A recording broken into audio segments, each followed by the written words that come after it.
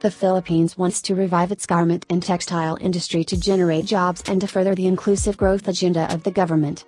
It is offering incentives to firms in the sector that want to modernize operations, Trade Secretary Ramon Lopez said at the first Philippine Garment, Leather Goods Industries and Fabrics Expo in Pasay City recently.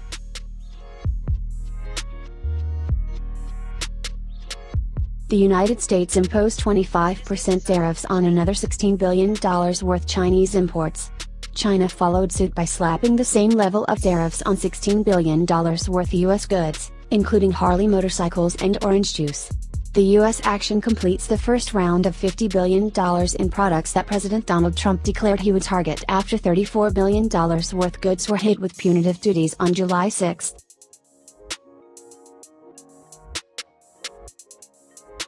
British International Trade Secretary Liam Fox recently unveiled an export strategy to make the United Kingdom a 21st-century exporting superpower through better use of overseas network, new online tools and building an extensive business-to-business network.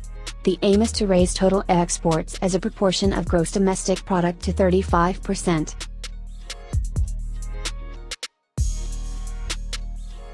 Washington, D.C.-based National Retail Federation, the world's largest retail trade association, has urged the Office of the U.S. Trade Representative to reject tariffs on $200 billion of Chinese goods.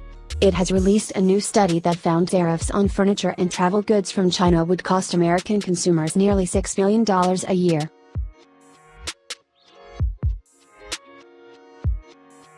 Egypt's agriculture ministry is collaborating with the industry there to develop the country's cotton sector further and diversify its uses in the industry, thereby improving the quality of products manufactured by using Egyptian cotton and making it more appealing to global markets, according to Minister for Trade and Industry Omar Nasser.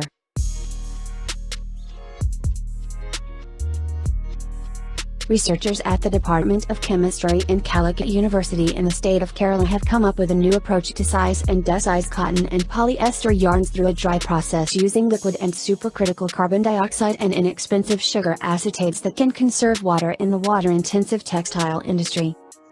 This is a homage beat.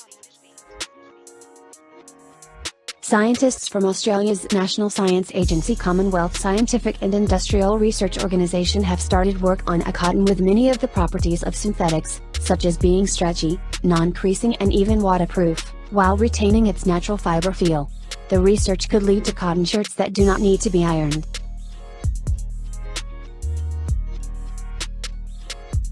U.S. company Walmart and India's Flipkart group recently announced the closing of the agreements for the former to turn the largest shareholder in the latter. Both the companies will achieve more together than each could accomplish separately to contribute to the economic growth of India, said Judith McKenna, President and CEO of Walmart International. Log on to www.fibre2fashion.com and stay updated with more textile stories.